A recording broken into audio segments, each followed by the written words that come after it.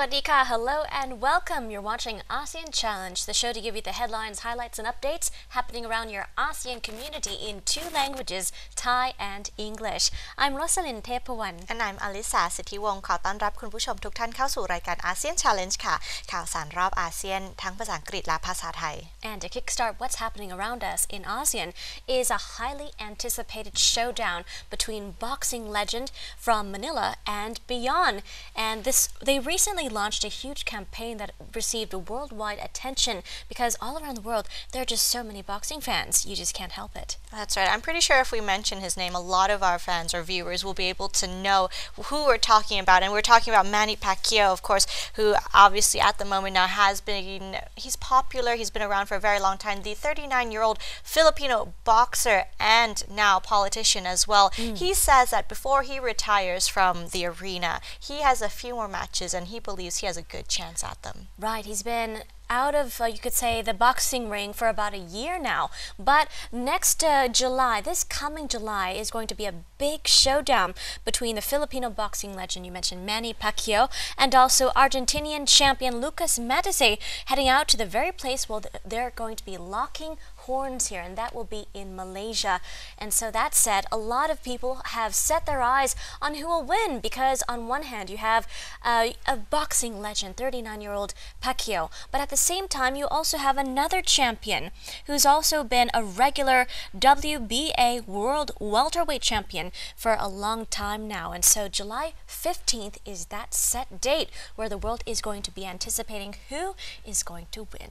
That's right. So we can say that there's quite a bit of an age gap in between the both of them. But however, Manny Pacquiao says that that's not anything for him to worry about, of course. So for those of you who are interested in watching this, you can stay updated to the situation. And this fight, of course, as mentioned, will be happening on the 15th of July. Now, in terms of Pacquiao himself, as we know, he's 39 years old. He's been around for the longest time. He has won several championships, of course. And he is also the only 8-division world champion in the history of boxing, having won 11 major world titles, as well as being the first boxer to win the lineal championship in 5 different weight classes. Now, Pacquiao is also the first boxer in history to win major world titles in 4 of the original 8 weight classes of boxing, which is flyweight, featherweight, lightweight, and welterweight as well.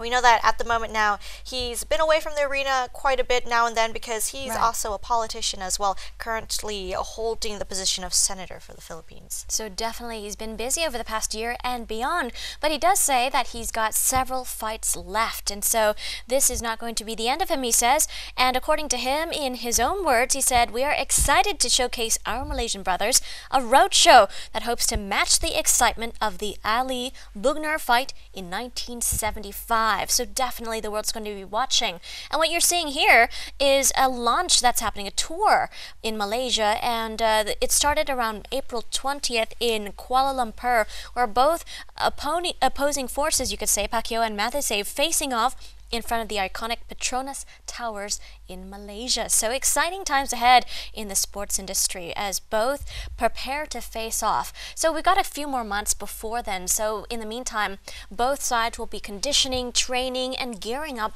for that big fight. That's right. It's a very interesting fight indeed. As we mentioned that Matisse, of course, is a champion from Argentina as well, and he's really popular, famous for his aggressive pressure fighting style and for being able to have a strong punching power. So it's going to be a very big fight, as mentioned, something to look up for those of you who are sports fanatics. Definitely. Anyone heading over to Malaysia in July, particularly July 15th, the boxing match is going to be happening at the Axiata Arena, where they're expecting, in their own words, a real boxing fight. Wow, so don't miss out. เอาล่ะค่ะมาดูกันในส่วนของ ASEAN Around Us นะคะในสัปดาห์นี้เราจะพาแฟนคลับของชาวที่ชอบมวยนั่นเองนะคะ จะไปดูกันก็เป็นการแข่งขันที่จะเกิดขึ้นในเดือนกรกฎาคมนี้นะคะวันที่15กรกฎาคมค่ะก็จะเป็นการแข่งขันระหว่างแมนนี่ปาเกียวนะคะกับคู่แข่งขันของเขานะคะก็จะเป็นชาวอาร์เจนตินาถือว่าเป็นแชมป์เหมือนกันอาจจะอายุน้อยกว่าแต่ว่าไม่เป็นไรก็ถือว่าเป็นการแข่งขันที่น่าสูสีมากๆเลยนะคะคนที่จะมาแข่งกับแมนนี่ปาเกียวนะคะมีชื่อว่าลูคัสมาติเซ่นั่นเองค่ะก็ถือว่าเป็นการแข่งขันที่ ดุเดือดแน่นอนนะคะเกิดขึ้นวันที่15กรกฎาคมใช่ค่ะที่ Axiata Arena ที่มาเลเซียนั่นเองนะคะใครที่จับตารอการแข่งขันครั้งใหญ่รอบนี้นะคะก็ต้องจับตาดูแล้วล่ะค่ะคงจะมีการถ่ายทอดสดนะคะการต่อสู้ครั้งนี้ซึ่งก็อาจจะเป็นครั้งสุดท้ายของแมนนี่ปาเกียวด้วยเพราะฉะนั้นเราก็จะต้องจับตาดูอย่างใกล้ชิดเพราะว่าทางแฟนคลับทั่วโลกก็รออยู่อย่างเคร่งครัดค่ะ so we'll keep you posted on those developments as we inch closer toward that real boxing fight but meanwhile it's time for a short break when we come back though headlines and hot topics ahead after the break stay tuned พักกันสักครู่ค่ะ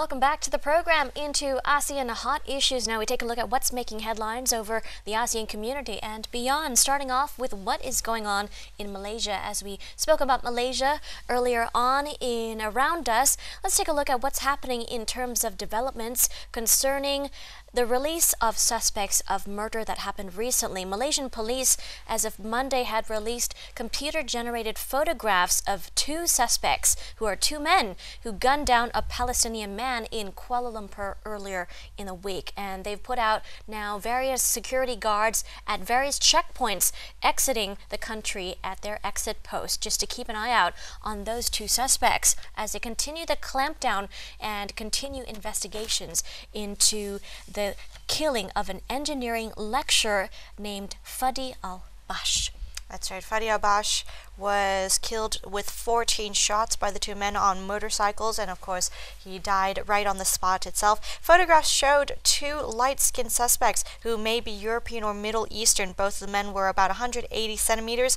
with sturdy builds. This was said by the police chief Mohammed Fuzi Harun. Now Hamas, an Islamist militant group that rules the Gaza Strip, accused Israel's Mossad spy agency of assassinating Bouts, who they say was a member of their group. And so Israel has dismissed the charge. We'll keep you posted on developments as the two opposing forces are pinpointing each other, pointing fingers at each other. On one hand, you have Hamas. The other hand, you have another group from the Israel's Mossad spy agency. And so we'll have to keep an eye peeled to see if indeed that is the case, and so we'll keep you posted on those developments. ใช่แล้วค่ะมาดูกันในส่วนข่าวแรกของอาเซียน Hot Issue นะคะมากันที่ประเทศมาเลเซียค่ะทางสำนักงานตำรวจแห่งชาติของมาเลเซียนะคะก็ได้เผยภาพชาย2คนซึ่งเป็นผู้ต้องสงสัยในการก่อเหตุลอบสังหารชายชาวปาเลสไตน์นั่นเองค่ะชายปาเลสไตน์คนนี้นะคะก็มีชื่อว่านายฟาดีอัลบัตส์นั่นเองค่ะเป็นชาวปาเลสไตน์วัย35 ปีคนร้าย2คนนะคะใช้จักรยานเป็นพาหนะนะคะจอดรอเป้าหมายแล้วก็ระดมยิงกระหน่ำถึง14นัดด้วยกันจนบัตส์เนี่ยค่ะก็เสียชีวิตในที่เกิดเหตุค่ะตอนนี้เจ้าหน้าที่ต่างๆนะคะก็ออกมาวิเคราะห์กันใหญ่นะคะว่าจริงๆแล้วผู้เสียหายหรือว่าผู้ตายนะคะอยู่จริงๆแล้วอยู่กลุ่มที่ชื่อว่า Israel Mossad Spy Agency หรือเปล่าซึ่งหลายคนก็ออกมาบอกว่าจริงๆแล้วเขาก็เป็นหนึ่งในกลุ่มของนั้นนะคะแต่ว่าในตรงกันข้ามนะคะกลุ่มฮามาสก็ออกมากล่าวหาเช่นกันตอนนี้ก็มีการขัดแย้งกันนะคะเราจะคอยติดตามดูว่าจะมีข่าวคืบหน้าอะไรต่อไปค่ะ but in the meantime let's move over and transition to the Philippines now, over to the country where Duterte is continuing his war on drugs here. The newly installed National Police Chief Oscar Albayalde said recently that he plans to continue Duterte's war on drugs after he took office for about 2 years. Now, the outgoing chief of the National Police Bureau, Ronald De La Rosa, had resigned. He tried to extend his term, to which Duterte had disagreed. And so we have now a newly installed National Police Chief planning to continue that crackdown. That's right. So the crackdown on drugs, of course, or war on drugs by Duterte is something that the world is, of course, keeping an eye on because since since Duterte came into office approximately almost 2 years ago now, about 4,100 people have been killed by police in the Philippines. So this was since July 2016. Now, nevertheless, the authorities said that the killings occurred during anti-narcotic operations and that they were killed by assassins or by crimes themselves and not by police officers. They said that only 2,300 drug-related deaths have occurred, and it was separate. What they say were unknown assassins that created or caused the killings. Right, indeed. So lots of third parties have come out to voice concern about whether or not these extrajudicial killings are definitely valid or solid, or what else is going on under the table. So with that said, we have a new chief who's going to be carrying on that policy despite a lot of concern expressed from people around the world. So we'll have to keep posted to see how he plans to carry out this continued crackdown as well. ใช่แล้วค่ะมาดูกันในส่วนข่าวที่สองมากันที่ประเทศฟิลิปปินส์นะคะนายออสการ์อัลบายาเดลนะคะผู้บัญชาการตำรวจแห่งชาติฟิลิปปินส์ได้กล่าวว่าเขาจะดำเนินการกับสงครามยาเสพติดของประธานาธิบดีโรดริโก ดูเตเต้อย่างต่อเนื่องนะคะซึ่งทางดูเตเต้เนี่ยก็ได้เข้ารับตำแหน่งเมื่อเกือบ2 ปีที่แล้วแล้วมีรายงานว่ามีประชาชนกว่า 4,100 คนนะคะถูกสังหารโดยตำรวจฟิลิปปินส์ตั้งแต่เดือนกรกฎาคมปี 2016 นั่นเองค่ะแต่ว่าเจ้าหน้าที่ก็กล่าวอ้างว่าผู้เสียชีวิตเนี่ยมาจากยาเสพติดนะคะก็มีอย่างน้อยแค่ ขออภัยค่ะ 2,300 รายเท่านั้นนะคะแล้วเป็นการเสียชีวิตโดยฆาตกรที่ไม่สามารถระบุตัวได้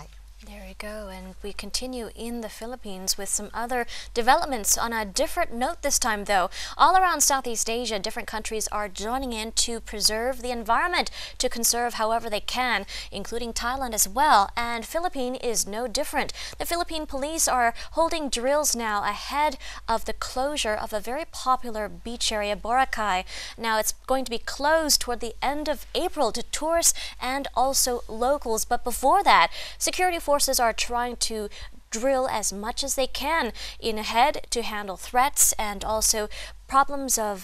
for example, security and other hostage-taking situations ahead of this closure, and so it's really racing against the clock here. That's right. So the exercise was a preparation, as you mentioned, for a bigger security drill in front of the island's business owners and stakeholders. Now, in terms of the close down of the island, of course, business holders and businessmen around the island itself has said that it's going to have a big effect in businesses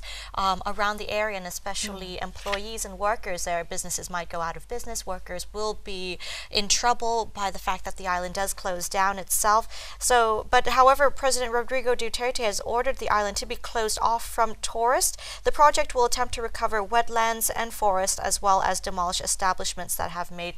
sanitary violations. Right. According to a lot of closures all around Southeast Asia and ASEAN, there's a lot of temporary closures where various officials are hoping that it'll regenerate and recover a lot of lost corals, for example, or lost wetlands, to which recently we see here a lot of protesters, especially environmentalists, coming out to protest against this move, saying that this is not going to be sufficient to recovering all those damaged areas. And so here in the announcement, an official from the protests in Manila as well as beyond, they gathered outside the Environment Ministry as well to demonstrate against what they said were a lack of scientific and concrete planning to conduct this so-called 6-month rehabilitation. But what you see here is, of course, the drill from the military, coinciding at the same time where the protests are occurring in the city of Manila as well. And so there's a lot of clashing going on despite the best, you could say, intentions. There you go. And so that said มาดูกันต่อนะคะที่ประเทศฟิลิปปินส์กันต่อแต่ว่ามากันที่เกาะบอราคายนั่นเองนะคะซึ่งทางเกาะบอราคายเนี่ยค่ะก็จะมีการปิดนะคะซึ่งรัฐบาลของประธานาธิบดีโรดริโก ดูเตเต้นะคะก็ได้วางแผนเตรียมความพร้อมสำหรับการ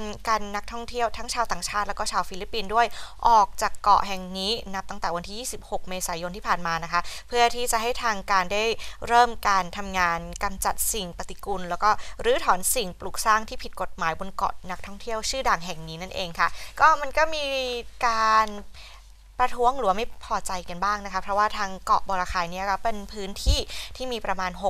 6,175 ไร่นะคะอยู่ห่างจากกรุงมะนิลาทางใต้300 กิโลเมตรนักธุรกิจบนเกาะนะคะก็ได้กล่าวเตือนว่าการปิดเกาะอย่างนี้ค่ะอย่างปุบปับเนี่ยอาจจะทำให้ธุรกิจหลายแห่งล้มละลายทีเดียวและอาจจะทำให้แรงงานจำนวนมากก็ต้องตกงานไปอีกด้วย ใช่ค่ะระหว่างที่เจ้าหน้าที่กำลังจะเตรียมการปิดเกาะนะคะก็จะมีนักท่องเที่ยวมาเที่ยวกันเยอะแยะเลยนะคะหลายคนพร้อมกับเจ้าหน้าที่ของทหารต่างๆนะคะมาร่วมงานกิจกรรมเหมือนกับ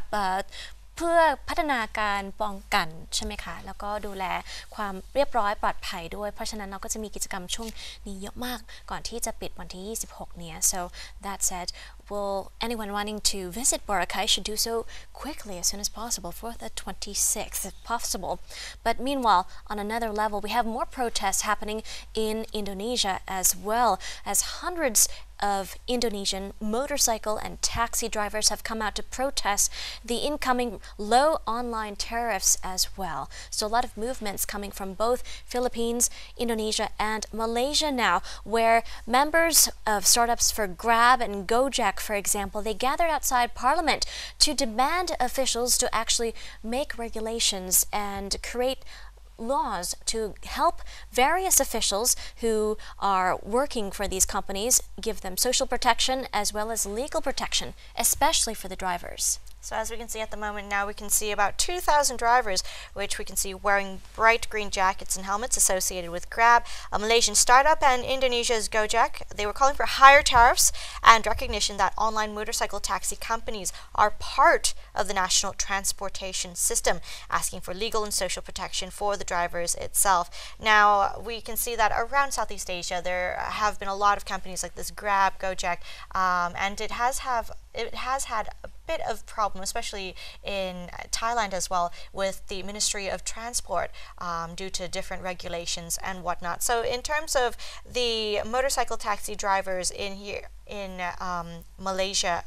Indonesia itself, they want to protest against the low online tariffs. Right. Altogether, though, it seems that there's a lot of technical difficulties and legal technicalities involved in both companies because Grab and Go-Jek, for example, are registered as transportation firms instead of technology companies. And so different regulations and loopholes in terms of welfare apply to the companies differently. So with this new consideration of incorporating these companies as transportation systems, it could result in higher prices and costs for not just the commuters but also for the drivers themselves. So that said, there's a lot of technical obstacles ahead for the recognition and consideration of these new policies, which we'll have to keep our eyes peeled. That's right, but it's quite interesting to keep updated too, as Southeast Asia is considered a big market for these type of companies, whether it's Grab, Go-Jek, Uber just left Southeast Asia though, but did sell to Grab. So we can see what's going to happen next in terms of these type of businesses. It's technology and it's also a ride-hailing technology and service as well. That's right. So both overlapping and some gray area. ใช่แล้วค่ะมาดูกันในส่วนข่าวจาก Grab และ Go-Jek กันบ้างนะคะที่อินโดนีเซียค่ะเราเห็นในขณะนี้นะคะก็คือคนขับรถมอเตอร์ไซค์ชาวอินโดนีเซียที่ทำงานให้กับสตาร์ทอัพอย่าง Grab แล้วก็ Go-Jek นะคะก็ได้มารวมตัวกันมาประชุมนอกรัฐสภาเมื่อวันจันทร์ที่23เมษายนที่ผ่านมาค่ะเพื่อที่จะเรียกร้องให้มีแนวทางที่เข้มงวดมากขึ้นสำหรับบริษัทที่ใหญ่ที่สุดในเอเชียตะวันออกเฉียงใต้นั่นเองค่ะในขณะนี้ที่เราเห็นบนจอก็คือประมาณ 2,000 คนค่ะที่ได้สวมเสื้อแจ็คเก็ตสีเขียวแล้วก็หมวกกันน็อกนะคะก็มีตราของ Grab แล้วก็ Go-Jek เรียกร้องให้มีอัตราภาษีที่สูงขึ้นนะคะแล้วก็ให้มีกฎหมายที่เข้มงวดมากขึ้นใช่ค่ะเพราะปัจจุบันนี้ธุรกิจสตาร์ทอัพอย่าง Grab กับ Go-Jek เนี่ยนะคะได้ถูกบล็อกไว้ในสงครามราคาเพราะฉะนั้นก็จะมีผลกระทบกับผู้ขับรถนะคะแล้วก็ผู้นั่งด้วยเช่นกันเพราะฉะนั้นเราจะต้องจับตาดูนะคะว่าจะมีการเปลี่ยนแปลงแล้วก็ยอมรับจากรัฐบาลยังไงบ้าง so that'll affect all of Southeast Asia as Grab is everywhere. But that said, we take another short break. When we come back, lighter news ahead in ASEAN Challenge Calendar. Stay tuned. พักกันสักครู่ค่ะ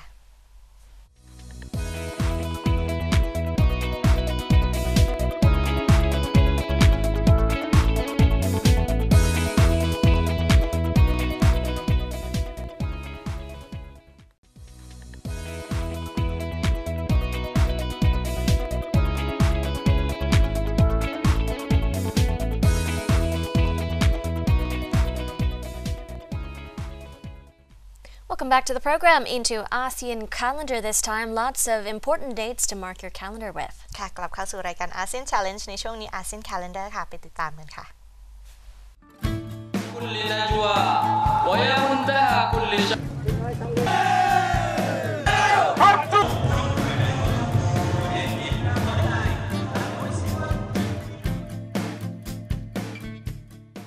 The 25th of April 2018, Hung Kings Festival.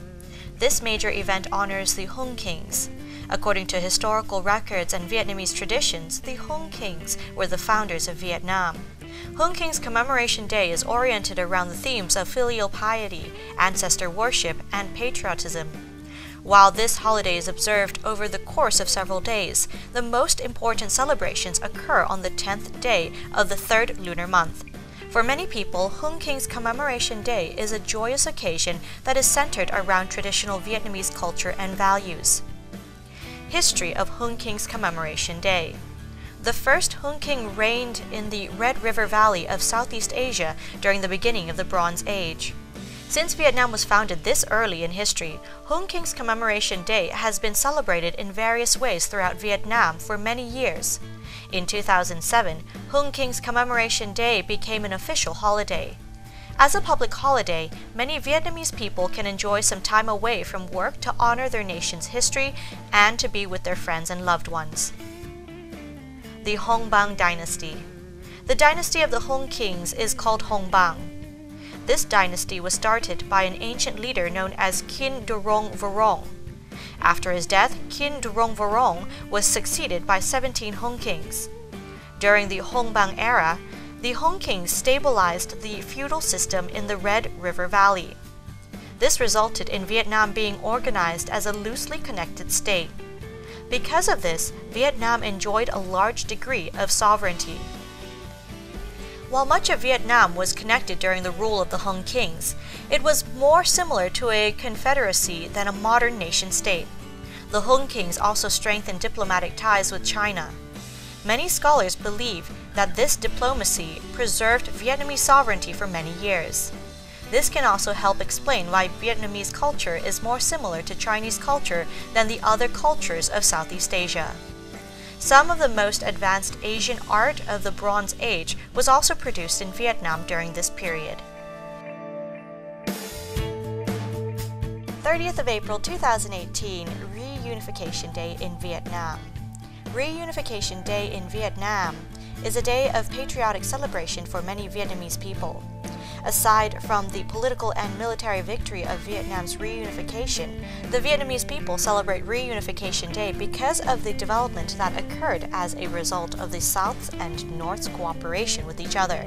Also known as Liberation Day, Reunification Day is officially recognized on the 30th of April each year. To understand Reunification Day, you must first go back to the years of the war in Vietnam. The history. During the era of European colonization across the entire world, French forces occupied Vietnam and profited from the resources and labor found throughout the country. After the Vietnamese pushed the French out of the country, Vietnam attempted to form a government. When Vietnam was supported by China and the Soviet Union, the United States feared that Vietnam would turn into a communist state. In their mission to prevent the spread of communism, the United States and NATO supported the democratic side in a civil war that started in South Vietnam. The war continued for many years as NATO, Viet Cong, and North Vietnamese forces battled for control of Vietnam. After 16 years of fighting against American, Canadian, and other NATO forces, the Army of the Democratic Republic of Vietnam broke through to the city of Saigon, the capital of South Vietnam. After fierce fighting, the NATO forces that were occupying the city were left with no choice but to evacuate. With the war in Vietnam now over, the North and South were now ready to unite and begin to rebuild the nation. Celebrations. Parades and festivals.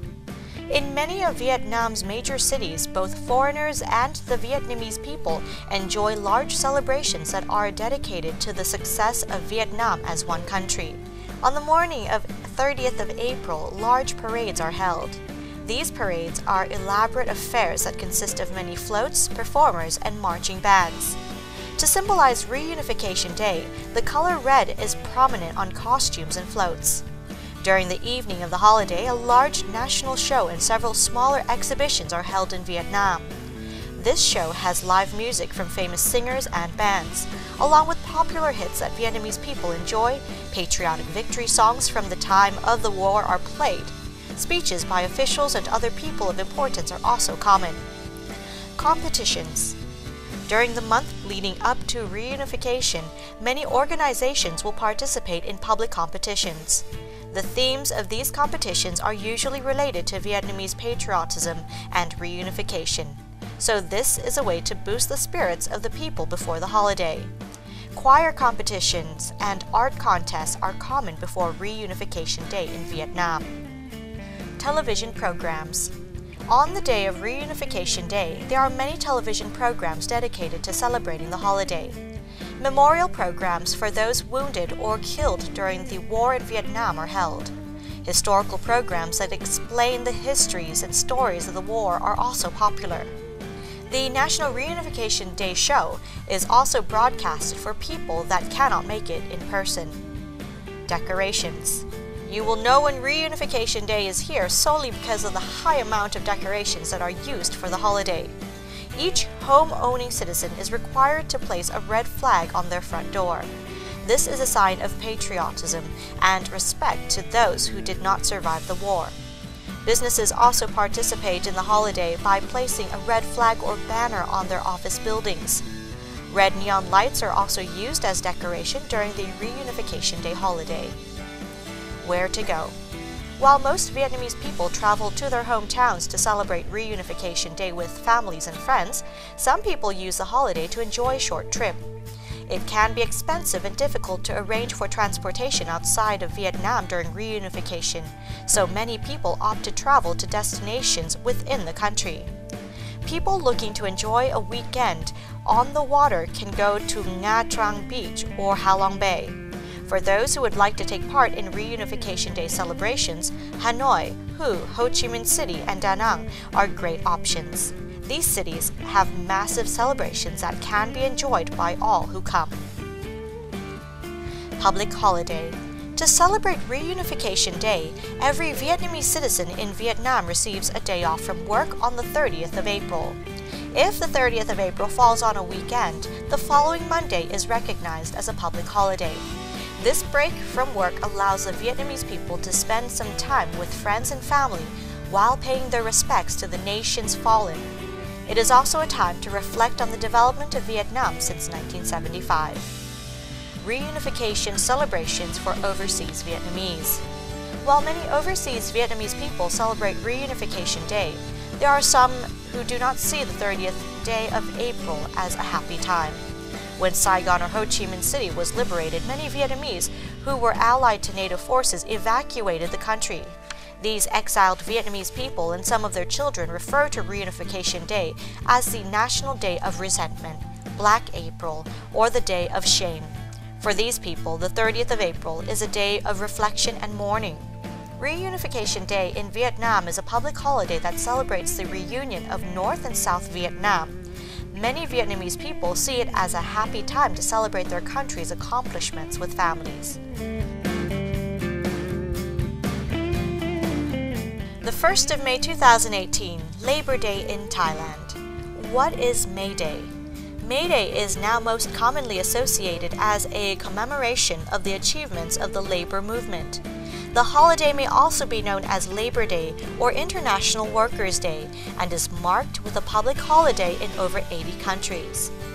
The 1st of May date is used because in 1884, the American Federation of Organized Trades and Labor Unions demanded an 8-hour workday to come in effect as of the 1st of May 1886.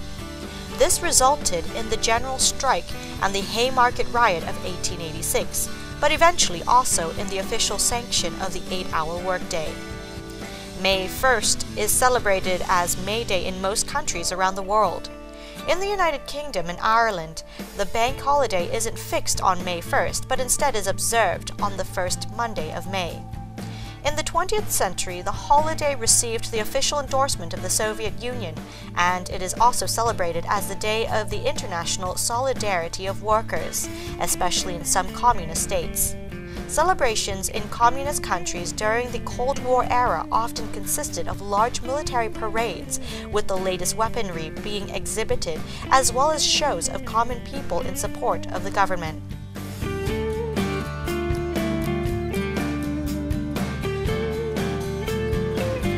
Royal Plowing Ceremony in Cambodia. The royal plowing ceremony in Cambodia is considered an ancient royal rite. It's celebrated by a number of countries in Asia as a way of marking the traditional commencement of the season for rice growing. Most viewed Cambodian holidays today. The ceremony for rice plowing is also called Le Tun Mingala or Mingala Ledo and was practiced in Burma as well before the colonizing monarchy abolished it in 1885. The history behind the royal plowing ceremony. This ceremony has been celebrated for a number of centuries after it was initiated by a Khmer king who was greatly concerned with farming conditions and the people. Traditionally held in May, this ceremony marks the beginning of the rainy season. The rainy season was when the Khmer people began preparations for their farming activities according to the Satra, a book of governing traditional rules. Part of the purpose for the ceremony was also to hold prayer for a bountiful harvest. This ceremony is therefore held every year. The ceremony traditionally begins with a feast. The first day of the waning moon, a feast is conducted by the Brahmins until 5 days passed. The king, or a person he's assigned in his place, then begins the plowing with 2 bulls to symbolize the start of the season as well as a good harvest for his people. The ceremony utilizes 3 rounds with a plow to sow rice seeds. Then water, rice, soybeans, sesame, corn, grass, and wine are placed before the seat of the king for the bulls to symbolize different predictions of the future depending on what the bulls choose to eat. For example, wine will result in an increase of crime, water means there will be flooding, and grass foretells disease striking the animal. The royal plowing ceremony in Cambodia is a national holiday, with its first practices tracing back to the 5th or 6th centuries. It's also celebrated in Thailand. How to celebrate the royal plowing ceremony in Cambodia? While this royal plowing ceremony is celebrated in more than just Cambodia, it's certainly an important holiday to Asian countries. Remembering that the plowing ceremony is also a holiday, many things will be closed during the time in May. The actual dates of the ceremony might vary slightly as the holiday is designed around the lunar calendar. The dates also vary by country. Regardless of the time or place, though, the ceremony follows the same traditions. Should you want to celebrate the royal plowing ceremony in Cambodia, it'll be best to research if the king plans to attend that year and where it would be. Likely, though, in Cambodia, the event will be held next to the royal palace in an open field near the National Museum. The ceremony is often held in a public square. It's probably the best way to properly celebrate the holiday. So, anyone in Cambodia during this time, be sure to visit the vicinity of the royal palace to locate the plowing event. And stick around to watch the king or an appointed guest make the first plantings of the season. And observe as the farm animals return to eat from the long list of foods meant to predict the future.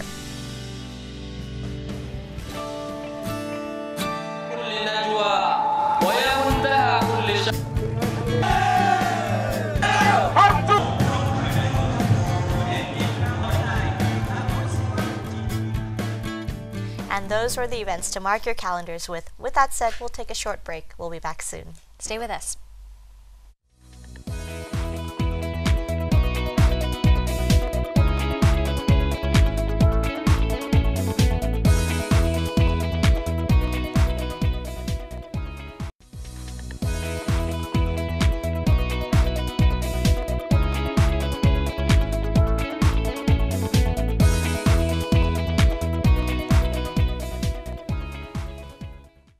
Welcome back to ASEAN Challenge. Into ASEAN Interview, we have an interesting set of interviews regarding plastic waste accumulating around Indonesia's islands for you. ใช่แล้วค่ะกลับเข้าสู่รายการ ASEAN Challenge ในช่วงนี้ ASEAN Interview ค่ะไปดูเรื่องประเด็นที่อินโดนีเซียเกี่ยวกับขยะตามชายท้องทะเลค่ะ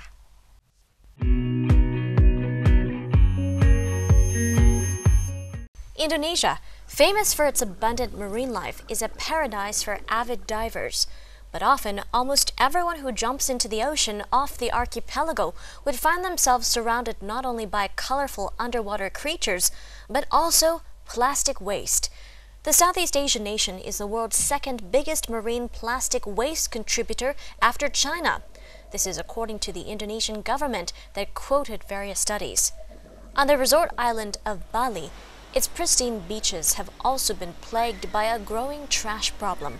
worsened by local businesses who flock to spots with high tourist traffic. In all of Asia, there needs to be like more garbage bins because everyone just throw their trash on the street, and I think that's a big problem.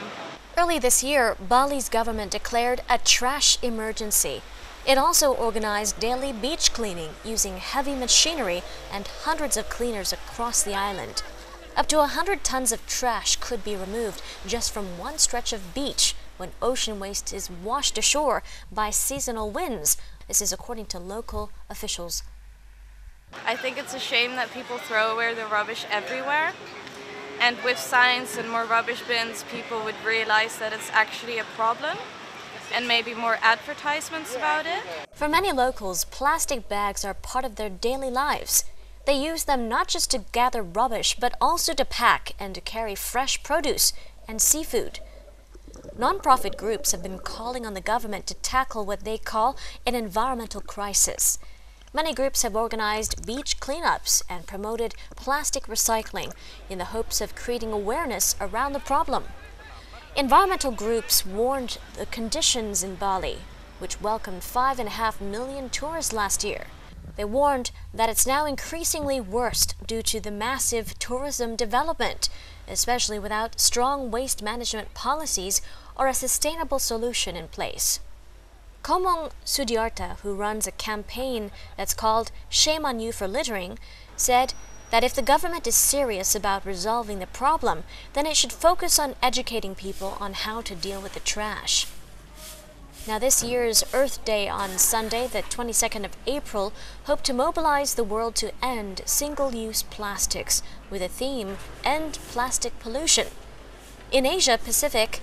a total of 11.2 billion plastic items, including shopping bags, fishing nets, even diapers and tea bags, are ensnared on reefs.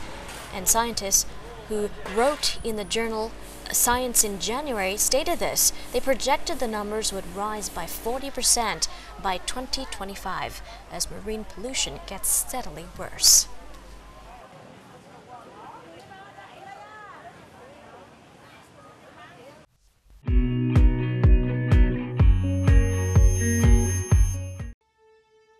Kun เคยมีความฝันหรือเปล่า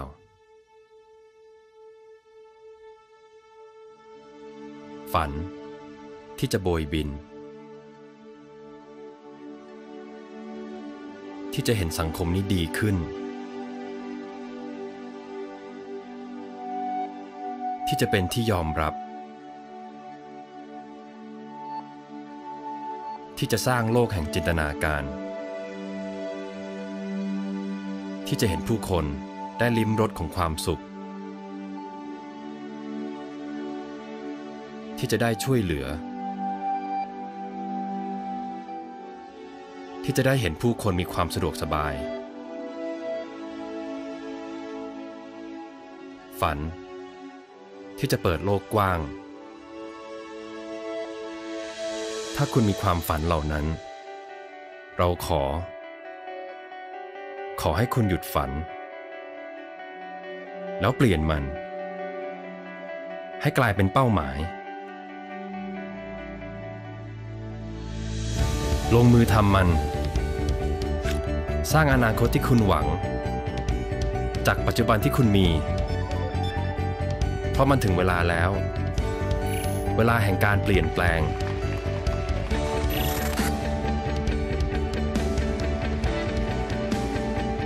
จงเปลี่ยนจินตนาการให้กลายเป็นความจริงกล้าที่จะแสดงพลังกล้าที่จะเผชิญหน้ากับความกลัวกล้าที่จะเปลี่ยนตัวเองจากผู้ตามให้กลายเป็นผู้น ผู้นำที่จะนำความก้าวหน้ามาสู่สังคมแน่นอนว่ามันจะไม่ง่ายแน่นอนว่ามันจะต้องท้อแน่นอนว่ามันจะต้องพบเจออุปสรรคจงอย่ากลัวแต่จงเอาความกล้าและความบ้าบิ่นที่มีปลดปล่อยมันออกมาให้มันเต็มไปด้วยความฝันความตั้งใจและไปให้ไกลกว่าเดิมจงเชื่อในตัวคุณเชื่อในเสียงเรียกร้องเชื่อในความตั้งใจของคุณสร้างมันขึ้นมาอย่ายึดติดกับสิ่งเดิมๆอย่ากลัวที่จะแตกต่างออกแบบมันโชว์ความเป็นตัวตนของคุณออกมาเพื่อที่จะกำหนดเทรนด์ให้กับโลกใบนี้ขีดเขียนมันสร้างสิ่งที่โลกนี้ไม่เคยเห็นขอต้อนรับเหล่าอนาคตผู้ที่เต็มไปด้วยความฝันจงออกไปให้ความสุขและสนุกกับการเป็นผู้ให้สวัสดีทุกความแตกต่างและหลากหลายจงยินดีที่จะเรียนรู้สิ่งใหม่ๆสิ่งที่เต็มไปด้วยความกล้าสิ่งที่เต็มไปด้วยความท้าทายเปล่งมันออกมาเสียงแห่งความสุขเสียงแห่งความตั้งใจ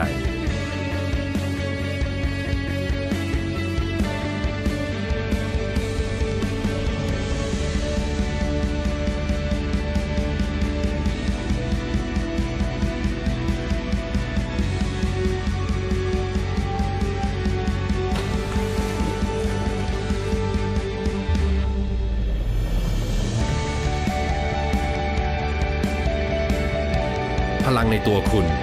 บวกกับพลังแห่งปัญญาสร้างมันขึ้นมาอนาคตแห่งความหวังอนาคตที่ทุกคนรอคอยอนาคตที่ตัวเราเป็นผู้กำหนดเพราะยุคสมัยของพวกคุณมาถึงแล้วจงเชื่อมั่นในความฝันมุ่งมั่นในเป้าหมายและเรียนรู้กับประสบการณ์ที่ได้รับตกผลึกมันและก่อเกิดเป็นนวัตกรรมที่จะสร้างประโยชน์ให้กับโลกใบนี้นวัตกรรมที่จะเป็นทางออกให้กับสังคมนวัตกรรมที่จะมาเปลี่ยนแปลงโลกใบนี้เพราะมีอีกหลายชีวิตที่รอคุณอยู่รอให้คุณมาทำให้ดีขึ้นรอให้คุณมาเปลี่ยนแปลงถ้าคิดว่าโลกทุกวันนี้ยังดีไม่พอ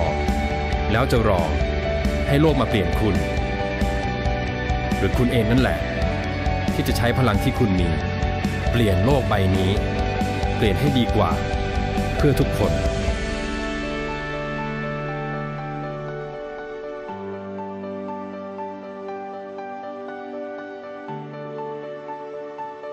เพราะมันถึงเวลาแล้ว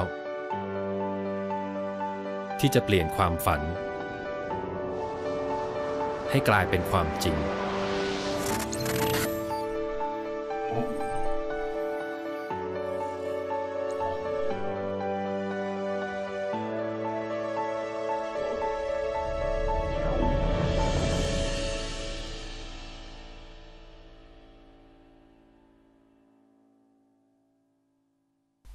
And that was ASEAN Interview, and that wraps up ASEAN Challenge this week. Thanks for joining us. Have a good week, and we'll see you again next time. สวัสดีค่ะ สวัสดีค่ะ